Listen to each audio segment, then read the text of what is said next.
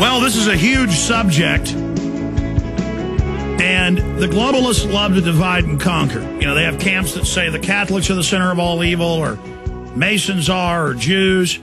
And what I found from my research is that humans are all humans. People are people. You got good people, you got bad people from all groups. But there were systems developed in Europe in the last 2,000 years of manipulation, of control. A lot of it borrowed from the Roman Empire and their 500 years of managing an empire, 500 plus years, from 100 BC to 410. So we're talking about 600 plus years there.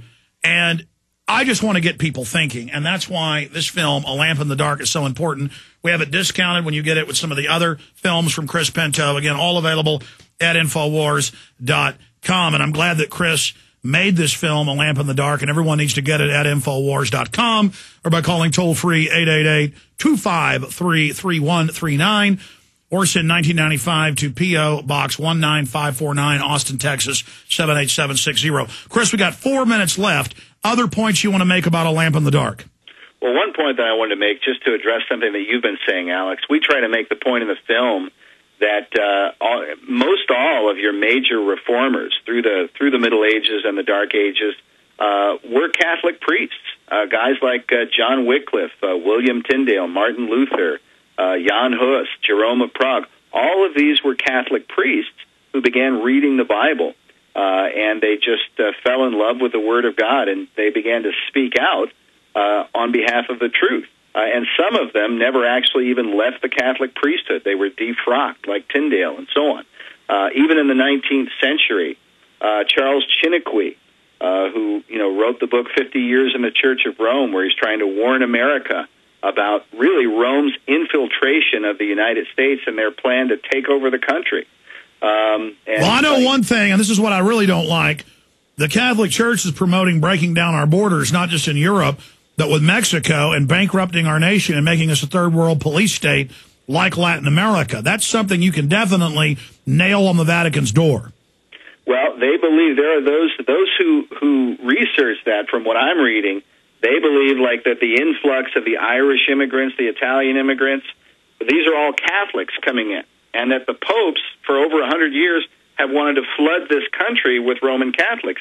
And they believe that's the reason why they want all of the Mexicans to come in through the border to build up the Catholic population so they'll vote according to the commandments of the papacy. But separately, we have the immigrants voting for abortion and things and supporting Obama with this new fake coffee party, stealing our idea to actually help the Tea Party be more constitutional and take it back away from the Republicans. Again, I'm trying to figure all this out, Chris. And well, with Rome, here's a picture I would give, Alex, very quickly. When the Pope came to America, George Bush, the conservative Republican president, came and met him, right, and honored him greatly. And with him was Nancy Pelosi, the ultimate left-wing liberal, who came and bowed down and kissed his ring. People often think of Rome as being conservative, but they forget the liberal side of Rome. The Kennedy family is very Roman Catholic. And they're very pro-abortion, very liberal, and so on. It was Notre Dame that brought Obama in and then gave him his honorary degree and had him, speak there, even though he holds these wild abortion views and so on. Rome tries to grab everybody on the right hand and on the left hand and bring them all together into this world system. But as you said, just as it was 500 years ago, there are a lot of Catholics worldwide who are very conservative and are upset about what's happening. Absolutely. And it's often said that if Catholics in America knew fully what the Vatican was up to, they would be outraged. All right. Well, Chris Pinto, amazing film. People should watch it and make up their mind for themselves, do more research. A Lamp in the Dark, the Untold History of the Bible, available at Infowars.com. Chris, we eagerly await your next release. We'll talk to you again soon in the future. Thanks for joining us. Thanks, Alex. Take care. Bye-bye.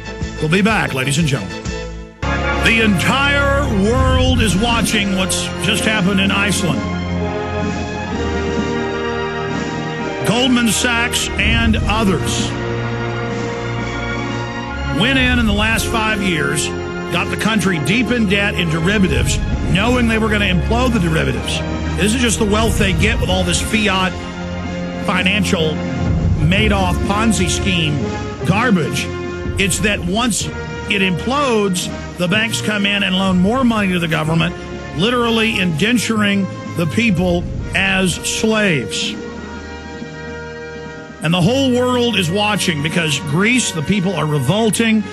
10 years ago, Goldman Sachs went in, set up a system, got them deep in debt. The banks got rich off of it. Now they're saying the roads, the infrastructure, the famous places, the islands must be given to the private bankers. Top Democratic and Republican lawmakers are saying the same thing is now going to happen here. We're a year and a half into the banker takeover of October 2008. The financial terrorism, where they said, give us unlimited trillions or we'll have a depression. We're going to use it to unfreeze the mortgage market. Then they clamped down on the mortgage market even more, hoarded the money, and they won't say where the money went.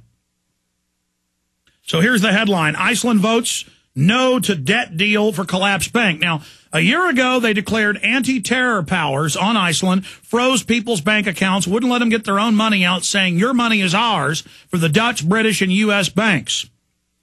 And Birgitta Jónsdóttir and others ran for office. She is the current chairman of the Civic Movement Parliamentary Group on the Icelandic Parliament, leading the charge against these people. They've got other initiatives to make themselves a free press zone against the shutdown of the Internet.